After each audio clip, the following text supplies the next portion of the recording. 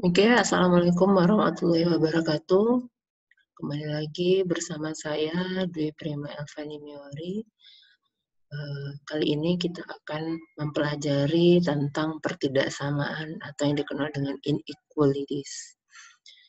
Sebelum kita masuk ke dalam materinya, baiknya kita berdoa terlebih dahulu. Berdoa menurut kepercayaan masing-masing. Dimulai.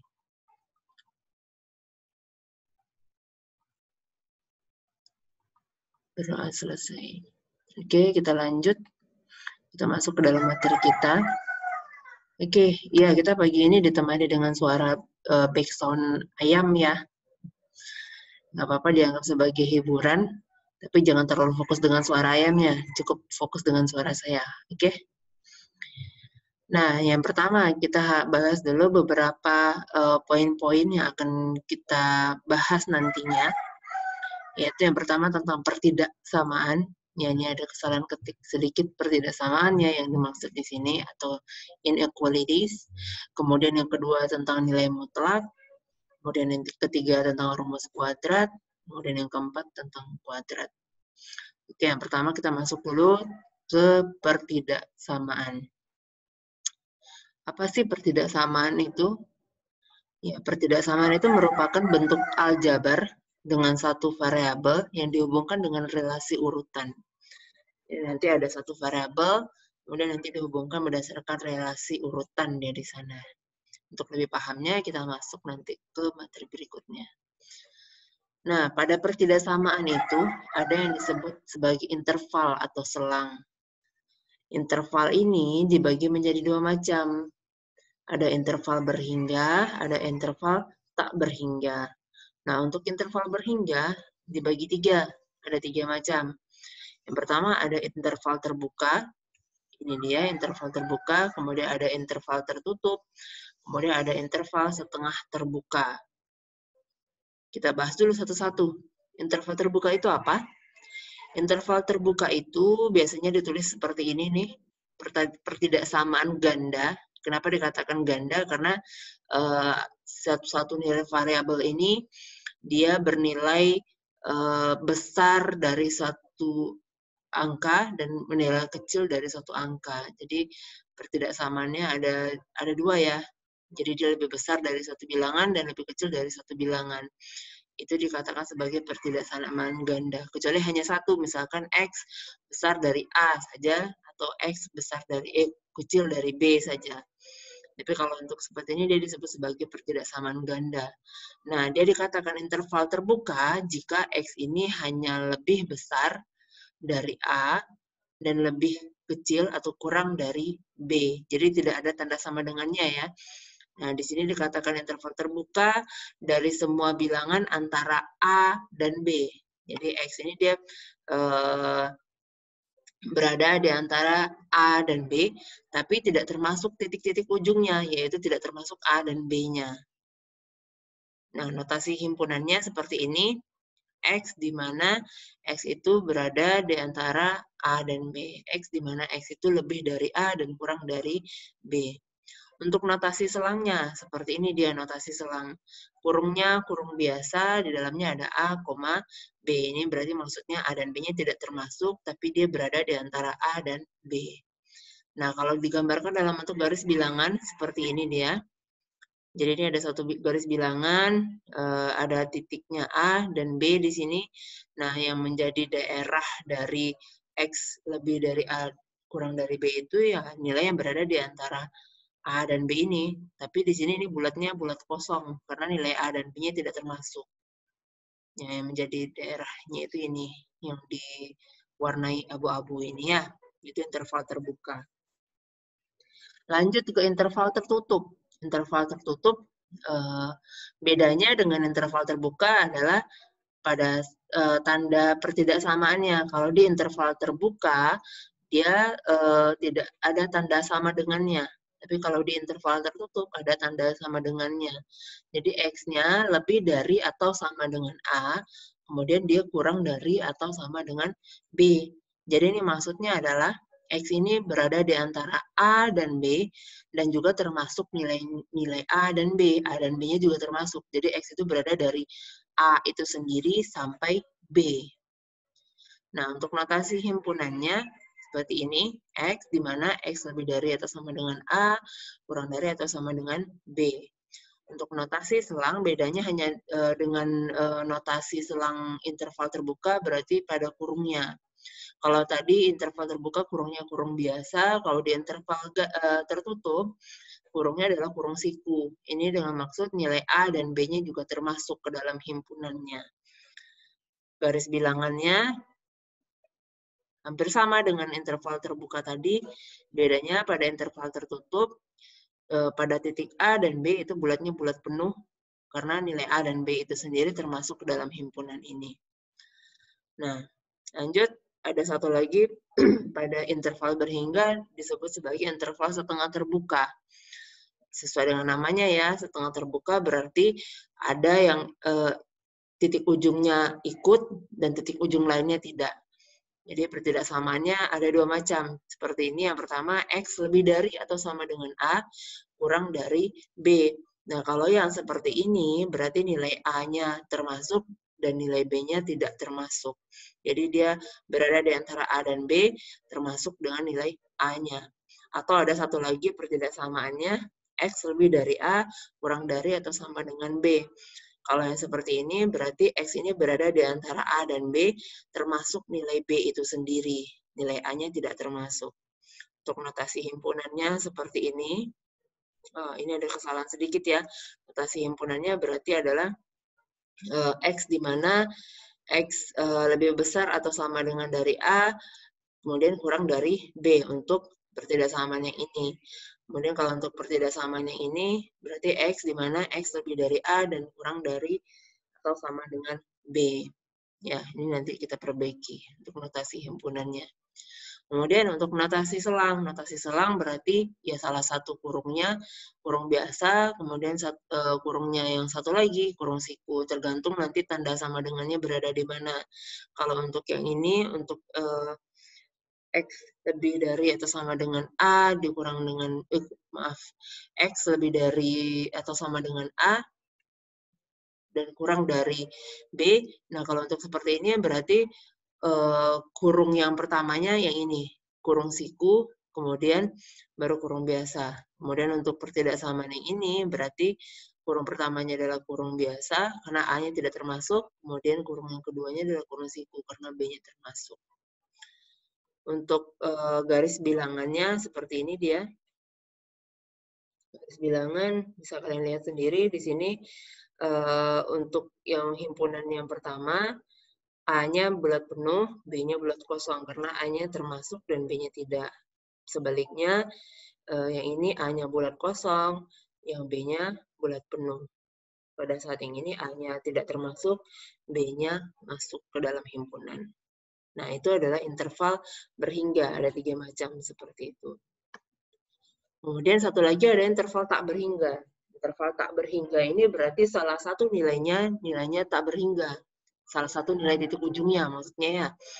Jadi ini beberapa notasi himpunannya, misalkan X di mana X lebih dari atau sama dengan atau sama dengan A. Nah, notasi selangnya menjadi seperti ini, A-nya termasuk sampai tak hingga. Grafiknya seperti ini. Bulatnya di titik A, bulatnya bulat penuh. Kemudian ada lagi X di mana X lebih dari A. Nah, ini notasi selangnya seperti ini, berarti kurungnya kurung biasa semuanya karena tidak ada tanda sama dengannya sama sekali, karena hanya lebih dari ya. Berarti untuk di grafiknya atau pada garis bilangannya, pada titik A ini bulatnya bulat kosong dan panahnya dari A ke kanan, karena dia ke tak hingga yang positif. Kemudian yang ketiga, X di mana X kurang dari atau sama dengan B. Notasi selangnya berarti kalau dia kecil dari atau kurang dari sama dengan B, berarti dia berada dari kiri, dari sebelah kiri dari B.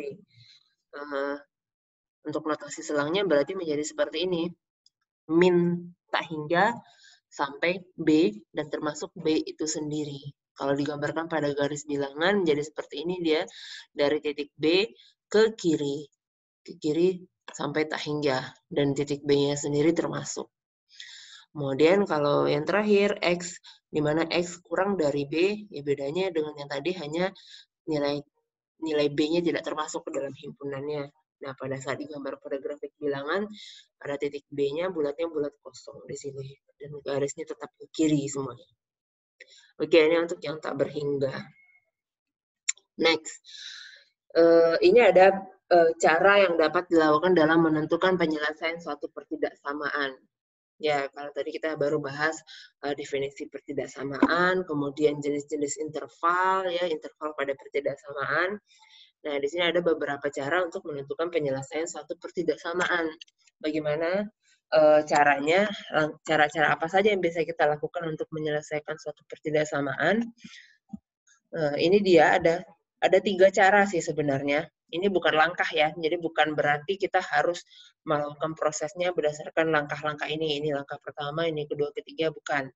Jadi kita bisa menyelesaikan pertidaksamaan ini menggunakan salah satu dari 3 cara ini.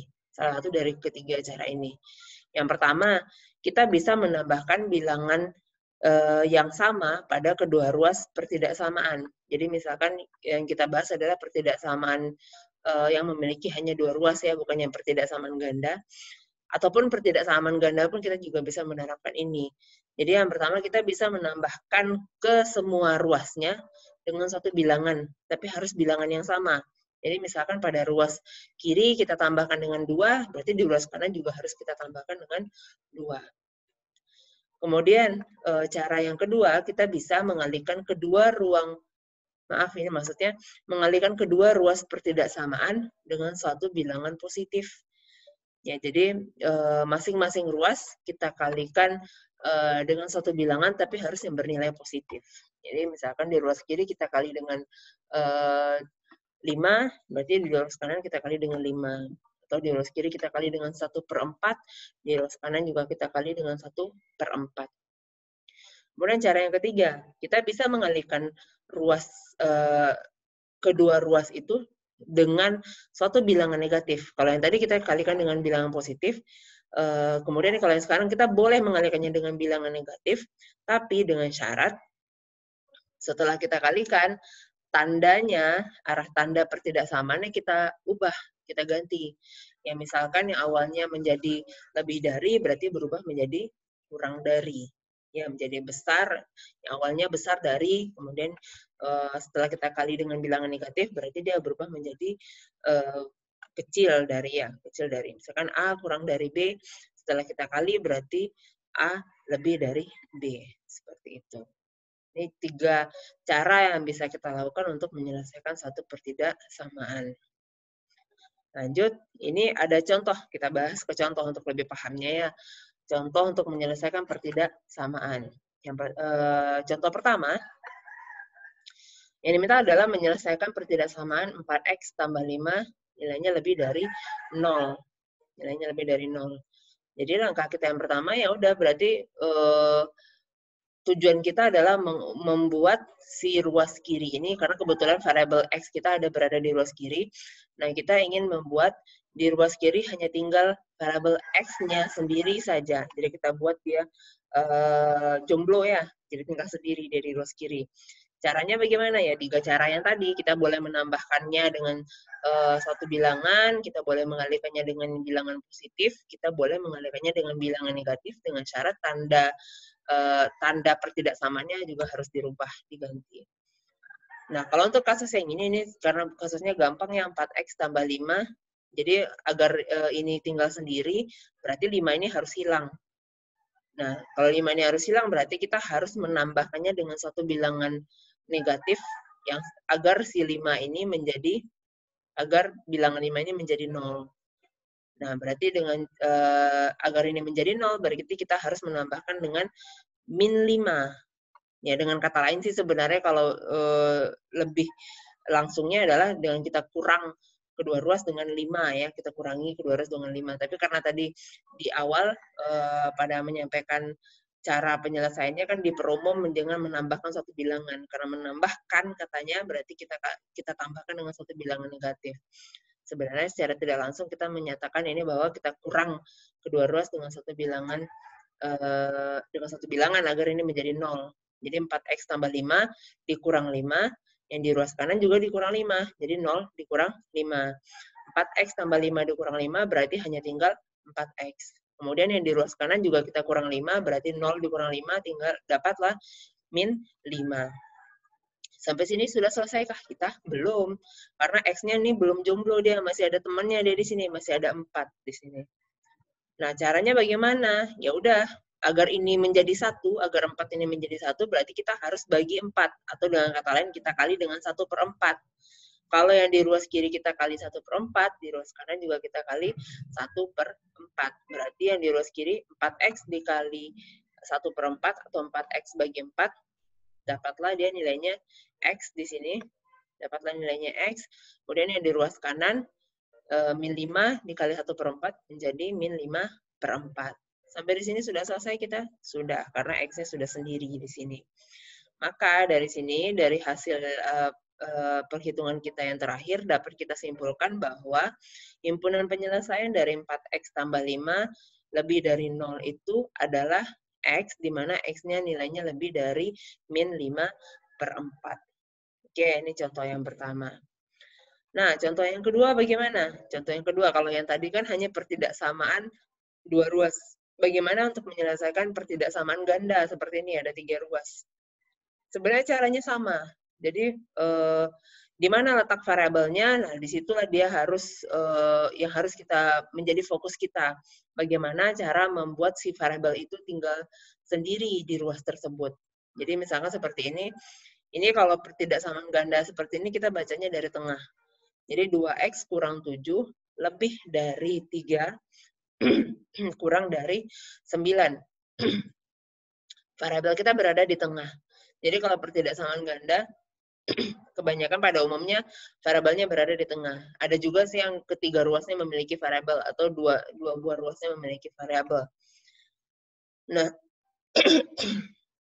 karena kebetulan di soalnya ini variabel X-nya ada di tengah, berarti kita fokusnya ke tengah agar membuat si variabel X ini hanya tinggal sendiri X saja dengan menggunakan 3 cara yang di awal tadi. Jadi kalau langkah yang pertama di sini, ini karena kebetulan 2X kurang 7, berarti tugas pertama kita adalah menghilangkan si 7 ini, membuat min 7 ini menjadi 0. Caranya adalah bagaimana? Agar min 7 ini menjadi 0, berarti kita harus tambahkan ini dengan 7. Kalau misalkan di ruas tengah ditambah dengan 7, berarti ruas kiri juga ditambah dengan 7, di ruas kanan juga ditambah dengan 7. Berarti setelah kita tambahkan dengan 7, ruas kiri ditambah dengan 7 menjadi 10, ruas tengah ditambah dengan 7 menjadi 2X, ruas kanan ditambah dengan 7 menjadi 16. Kemudian yang di tengah masih ada 2X di sini. Bagaimana menghilangkan si 2-nya? Berarti kita harus kali dengan setengah atau dibagi dengan 2. 2X bagi 2. Kalau yang di tengah dibagi 2, berarti di kiri, di ruas kiri, dan di ruas kanan juga harus dibagi 2. Setelah dibagi 2 semuanya, berarti 10 bagi 2, 5, 2X dibagi 2, X, 16 bagi 2, 8. Sampai di sini sudah selesai tugas kita, karena ini yang di ruas tengah, si variabel kita sudah sendiri, tinggal X.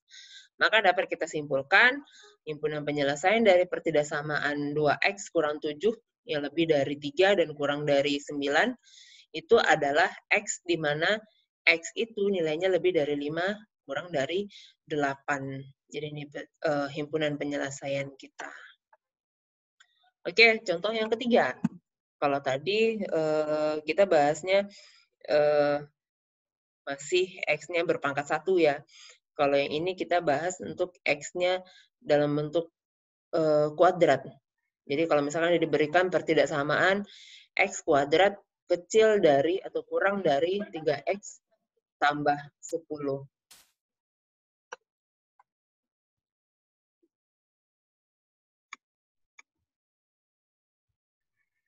Oke, ada gangguan sedikit tadi. Kita masuk ke contoh ketiga, pertidaksamaan dengan nilai pertidaksamaannya seperti ini, X kuadrat kurang dari 3X tambah 10. Nah, kalau kita ketemu kasusnya seperti ini, variabel X-nya berada di kedua ruas, berarti tugas kita adalah menggabungkan ke dalam satu ruas. Jadi variabel-variabel itu kita gabungkan ke dalam satu ruas. Jadi kita punya awalnya ini X kuadrat kurang dari 3X tambah 10. Kemudian dengan menggabungkannya, sebenarnya kalau untuk yang di sini saya menyatakan di sini kan adalah menambahkan dengan min 3X tambah 10. Tapi ini sebenarnya secara tidak langsung 3X tambah 10 ini pindah ke ruas kiri. Kalau dia pindah ke ruas kiri berarti menjadi min 3X kurang 10. Ya, berarti menjadi pertidaksamaan di atas berubah menjadi X kuadrat kurang 3X kurang 10 kurang dari 0. Kemudian kalau misalkan sudah menjadi seperti ini, berarti langkah kita adalah kita faktorkan. Kalau dia sudah menjadi pertidaksamaan kuadrat seperti ini, ya tinggal kita faktorkan. Faktorkanlah pertidaksamaan di atas, berarti menjadi X tambah 2, X tambah 2 dikali dengan X kurang 5, nilainya kurang dari 0. Setelah kita faktorkan seperti ini, kita peroleh titik pemecah namanya. Jadi dalam satu garis bilangan itu ada titik pemecah, untuk kita dapat interval-interval berdasarkan yang dibagi oleh titik pemecah tersebut.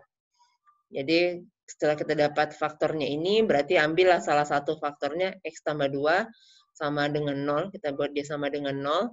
Nah dari sini kita dapat salah satu titik pemecahnya yaitu X sama dengan min 2. Kemudian ambil faktor yang satu lagi, X kurang 5, nilainya sama dengan 0. Dari sini kita dapat titik pemecah yang kedua yaitu nilainya 5. Nah, titik pemecah min 2 dan 5 ini membagi interval kita pada garis bilangan menjadi 3 bagian. 3 bagian, yaitu dari min tahingga sampai min 2, kemudian dari min 2 sampai 5, dan dari 5 sampai tahingga. Pada setiap interval tersebut, nilainya bertanda tetap, yaitu selalu positif atau negatif. Bagaimana cara menentukan nilainya positif atau negatif? Yaitu dengan cara, nih seperti ini. Menggunakan titik uji kita. Titik uji ini dari mana kita perolehnya? Ambil saja salah satu nilai yang berada pada interval ini. Jadi tadi kita punya 3 interval ya. Dari yang ini, yang pertama min tahingga sampai min 2. Yang berada di antara ini, salah satu titik ujinya adalah min 3. Ini tidak harus bilangan bulat ya, mau kalian ambil bilangan desimal pun tidak masalah, karena kan dia selama bilangan real. Selama dia berada pada interval ini. Jangan sampai salah ambil bilangan. Di sini dari min tahingga sampai min 2 kita ambil salah satunya di sini adalah min 3. Kalian boleh coba titik uji yang lain. Nah, min 3 ini kita masukkan ke dalam pertidaksamaan kita. Kita masukkan ke dalam, boleh memasukkan ke dalam yang ini, ke dalam sini, atau masukkan ke dalam yang pertidaksamaan yang ini. Jadi tadi kalau misalkan min 3, masukkan ke sini, min 3 kuadrat, jadi 9, dikurang min 3 kali min 3. Berarti ditambah 9, 9 tambah 9 dikurang 10. Jadi nilainya dapatnya 8. Ya, hasilnya 8 setelah dimasukkan ke dalam pertidaksamaan tersebut. Kalau dia 8 berarti bilangannya positif. Karena hasil titik uji dari interval tersebut nilai yang positif, berarti untuk keseluruhan interval tersebut tandanya positif. Daerah tersebut bertanda positif. Dengan cara yang sama untuk dua daerah interval lainnya. Untuk dari min 2 dan 5, berarti ini gampang nih. Kalau dari negatif dan positif, berarti ambil aja yang paling gampang nilainya adalah 0. 0 masukkan ke dalam pertidaksamaan kita tadi. Masukkan, berarti ganti X-nya dengan 0, ini 0, ini kan 0, 0, berarti tinggal min 10. Kalau min 10 berarti daerah tersebut memiliki tanda negatif. Kemudian interval yang satu lagi, dari 5 sampai tahingga. Yang di sini diambil titik ujinya adalah 6, setelah dicoba dapat hasilnya 8, berarti daerah tersebut memiliki tanda positif. Nah, setelah dapat tanda masing-masing interval tersebut, ya kita tulis pada satu garis bilangan seperti ini. Ini tadi daerah pertama dari min tahingga sampai min 2, nilainya positif. Kemudian dari min 2 sampai 5, nilainya negatif. Dari 5 sampai tahingga, nilainya positif. Ini min 2 dan 5 ini yang disebut sebagai tadi, yang kita sebut tadi sebagai titik pemecah. Nah, kita lihat lagi, kembali lagi ke dalam pertidaksamaan di awal tadi. Kita lihat penulisan pertidaksamaannya, X kuadrat kurang 3X kurang 10, nilainya kurang dari 0. Kalau dia kurang dari 0, bilangan yang kurang dari 0 itu adalah bilangan yang negatif. Nah, kalau pertidaksamaan ini kurang dari 0, berarti yang diharapkan daerah himpunan penyelesaiannya itu adalah daerah yang bernilai negatif. Karena yang diminta di sini adalah yang kurang dari 0. Nah, tinggal kita lihat pada daerah garis bilangan di atas, daerah yang memiliki tanda negatif yang mana? Yang ini, yang berada di antara -2 dan 5. Jadi berdasarkan pengujian yang di atas, kita dapat simpulkan daerah himpunan penyelesaian kita berarti adalah ini dia, X, di mana X itu lebih dari -2 dan kurang dari 5, berarti yang berada di antara ini. Ini kalau tandanya kurang dari sama dengan, berarti untuk tanda yang ini juga ada tanda sama dengannya ya. Tapi kalau untuk kasus ini hanya kurang dari, berarti semua tandanya juga kurang dari.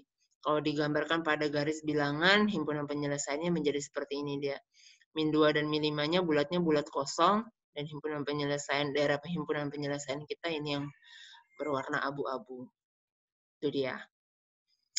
Nah, kita lanjut ke materi selanjutnya, yaitu tentang nilai mutlak. Sebelumnya kita harus tahu dulu definisi nilai mutlak.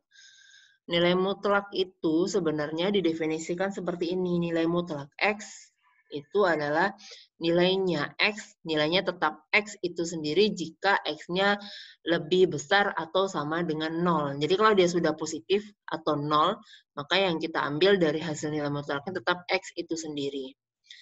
Kemudian nilainya min X untuk X-nya kurang dari 0. Jadi kalau X-nya bernilai negatif, berarti hasil nilai mutlaknya harus kita kali dengan tanda negatif seperti ini. Makanya selama ini kita tahunya nilai mutlak itu hasilnya selalu positif. Karena sebenarnya dasarnya adalah dari definisinya ini. Dari definisi ini. Ini. Kemudian contohnya seperti ini. Nilai mutlak dari 8. 8 ini karena nilainya positif, berarti ya udah, berarti hasil nilai mutlaknya tetap 8 itu sendiri. Kemudian kalau nilai mutlak dari -5, karena dia negatif, berarti kita harus kali dengan min lagi. Min dari -5 itu adalah 5. Ini maksudnya, ini yang dimaksud dari definisinya di awal tadi. Asal muasalnya nilai mutlak -5 itu bisa menjadi positif itu berdasarkan definisi seperti ini. Kemudian nilai mutlak itu ada memiliki beberapa sifat. Yang pertama, nilai mutlak A kali B itu sama dengan nilai mutlak A dikali dengan nilai mutlak B. Kemudian yang kedua, nilai mutlak A per B itu sama dengan nilai mutlak A dibagi dengan nilai mutlak B. Kemudian yang ketiga, nah yang ketiga ini adalah ketaksamaan segitiga.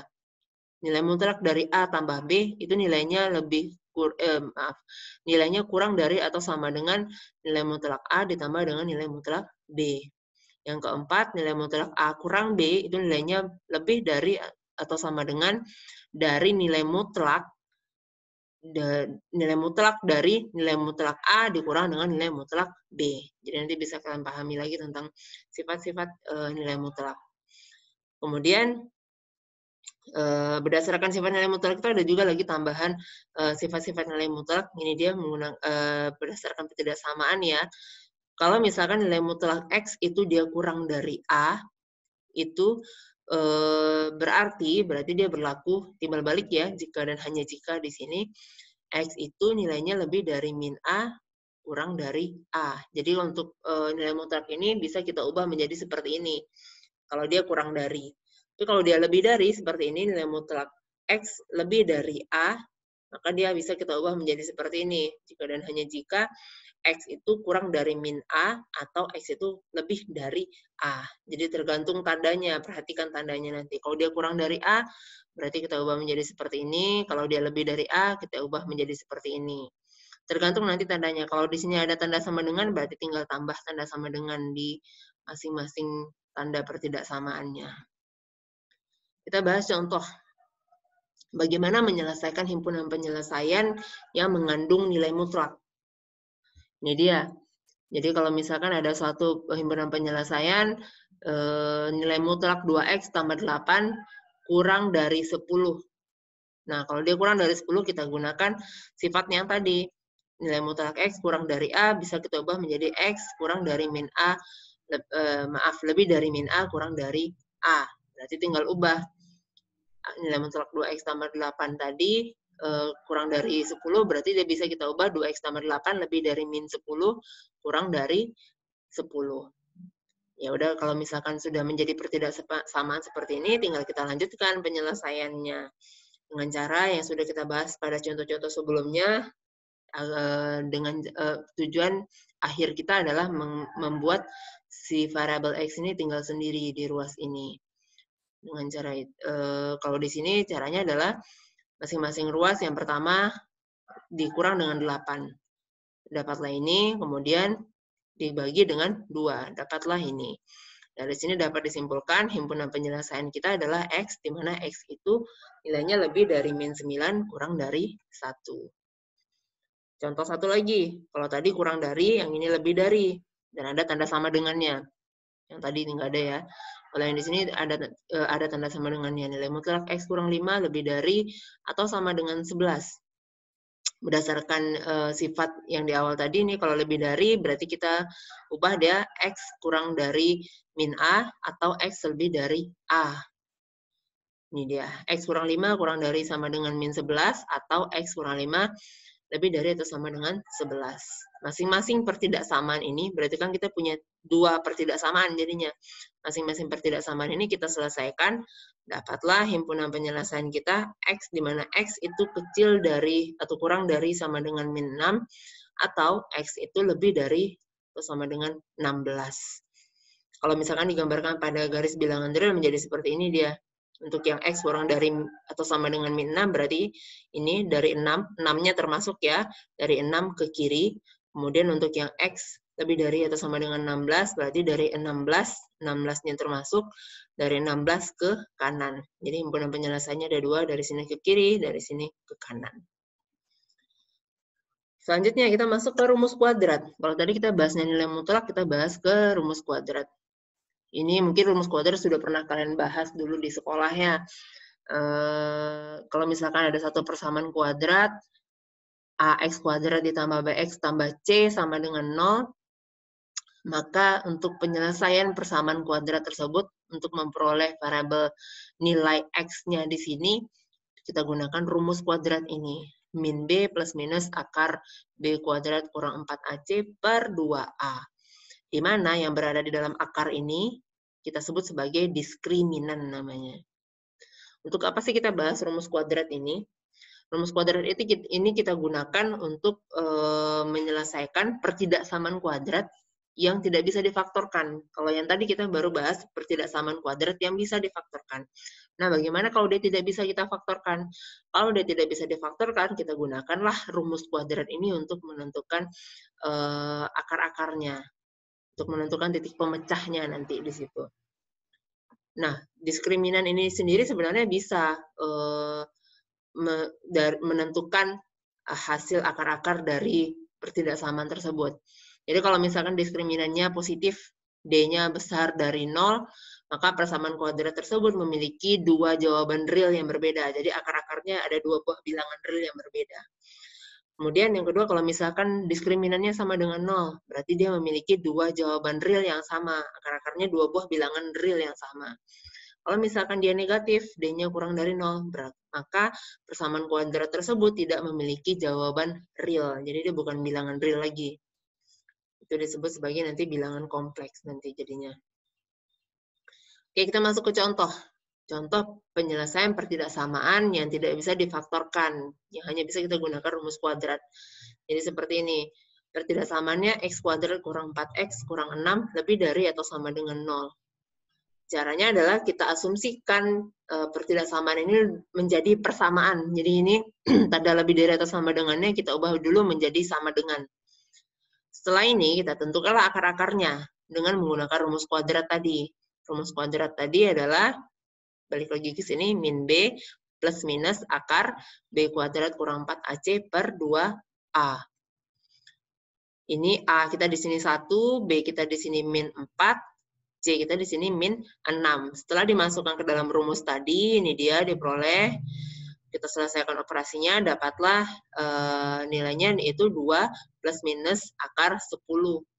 Karena di sini kan untuk dua nilai X ya, X1 dan X2, maka kita pecah. Diperoleh 2 titik pecah. Untuk yang X1 ambil yang nilainya yang negatif, berarti 2 kurang akar 10. Untuk yang X2, ini saya lupa tulis X2-nya. Untuk yang X2 nilainya adalah 2 tambah akar 10. Jadi ambil salah satu tanda. Untuk yang X1 ambil yang negatif, untuk yang X2 ambil yang positif. Jadi dapat 2 titik pemecah kita di sini. Kemudian cara kita selanjutnya adalah ya kita uji daerah masing-masing interval yang sudah dibagi oleh titik pemecah tadi. Setelah dibagi, ini dia titik ujinya yang saya ambil untuk interval yang dari min hingga sampai 2 kurang akar 10. Itu titik ujinya saya ambil min 2. Setelah diuji pada pertidaksamaan, diperoleh hasilnya adalah 6. Berarti dia positif.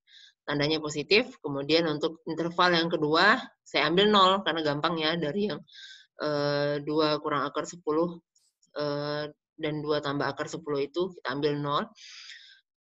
Hasilnya adalah negatif, min 6 ya.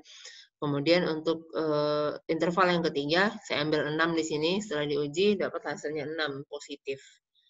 Nah, kita lihat lagi pertidaksamaannya yang diminta adalah tandanya positif atau negatif.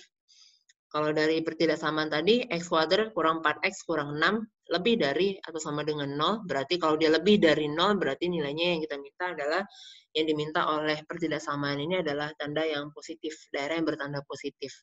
Daerah yang bertanda positif tadi ada 2, yang ini, interval yang dari sini, kemudian yang satu lagi interval yang ini. Berarti dapat kita simpulkan, himpunan penyelesaiannya adalah X, di mana X itu kurang dari atau sama dengan 2 kurang akar 10, atau X lebih dari sama dengan atau sama dengan 2 akar 10. Ini di himpunan penyelesaiannya. Lanjut ke dalam kuadrat. Kuadrat di sini berdasarkan nilai mutlak. Nilai mutlak tadi ada sifat nilai mutlak A, nilai mutlak dari A kali B sama dengan nilai mutlak A kali nilai mutlak B. Dari sini diperoleh bahwa nilai mutlak X jika dikuadratkan itu berarti akan sama dengan X kuadrat itu sendiri. Akibatnya dari yang sini diperoleh bahwa satu fakta lagi, jika ada nilai mutlak X, nilainya kurang dari nilai mutlak Y, maka ini berlaku timbal balik ya, X kuadrat juga nilainya akan kurang dari Y kuadrat. Jadi dengan mengkuadratkan kedua ruas ya, nilai mutlak X kuadrat kurang dari nilai mutlak Y kuadrat, berarti berubah menjadi X kuadrat kurang dari Y kuadrat. Kita pegang ini untuk menyelesaikan pertidaksamaan yang memiliki nilai mutlak untuk kedua ruasnya. Contohnya ini, nilai mutlak dari 2X kurang 4 dikurang dari nilai mutlak X tambah 6. Nah, kalau mendapatkan pertidaksamaan yang memiliki kedua ruasnya ada tanda mutlak seperti ini, berarti langkah pertama kita adalah kita kuadratkan kedua ruasnya. Ini 2X kurang 4 dikuadratkan, nilainya kurang dari X tambah 6 dikuadratkan. Setelah dikuadratkan, dapatlah ini, kemudian jadikan ke satu ruas, ke dalam satu ruas. Jadi karena di sini kan kedua ruasnya memiliki variabel X. Jadi tugas kita kalau misalkan ada dua ruas memiliki variabel X, pindahkan ke dalam satu ruas semuanya.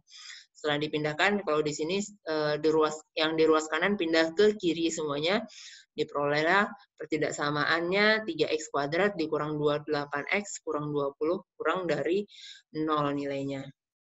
Kita asumsikan tanda kurang dari ini menjadi sama dengan 0. Kemudian kita selesaikanlah persamaan kuadrat ini dengan menggunakan rumus kuadrat tadi untuk menentukan titik pemecahnya. Untuk menentukan titik pemecahnya 28 plus minus 32 per 6. Dari ini kita dapat titik pemecahnya untuk yang X1-nya adalah min 2 per 3, X2-nya adalah 10.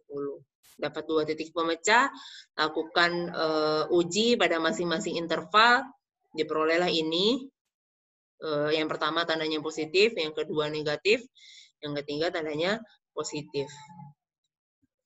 Dari sini, kalau dari pertidaksamaannya, 3X kuadrat kurang 28X kurang 20, nilainya kurang dari 0, karena yang dari pertidaksamaan ini kurang dari 0, suatu bilangan yang kurang dari 0 berarti itu adalah yang negatif. Berarti yang kita minta, yang diminta oleh pertidaksamaan ini adalah daerah yang bertanda negatif. Yang bertanda negatif. Daerah yang bertanda negatif. Dari 3 hasil uji tanda ini, daerah yang bertanda negatif yang ini, daerah yang di tengah, yaitu dari -2/3 sampai 10. Maka dapat kita simpulkan daerah himpunan penyelesaiannya adalah X, di mana X itu nilainya lebih dari -2/3 kurang dari 10. Oke, saya rasa hanya itu yang perlu disampaikan pada materi pertidaksamaan ini. Kita review sedikit, tadi kembali di awal ada tentang pertidaksamaan biasa, kemudian yang kedua ada nilai mutlak. Jadi kalau misalkan pertidaksamaannya dalam bentuk nilai mutlak, kita gunakan sifat nilai mutlaknya untuk penyelesaiannya. Kemudian yang ketiga ada rumus kuadrat. Jadi kalau misalkan satu pertidaksamaan yang memiliki pertidaksamaan kuadrat yang tidak bisa difaktorkan, maka kita bisa gunakan rumus kuadrat untuk menyelesaikan pertidaksamaan tersebut untuk menentukan titik-titik pemecahnya. Kemudian yang keempat ada tadi kuadrat. Jadi kalau misalkan ada pertidaksamaan yang kedua ruasnya memiliki nilai mutlak ya, mengandung nilai mutlak, berarti kita bisa kuadratkan kedua ruas, kemudian jadikan ke dalam satu ruas dan selesaikanlah dengan menggunakan rumus kuadrat di sana nanti. Oke, saya harap tidak cukup jelas ya di sini ya. Saya cukupkan sampai di sini. Saya ucapkan terima kasih. Assalamualaikum warahmatullahi wabarakatuh.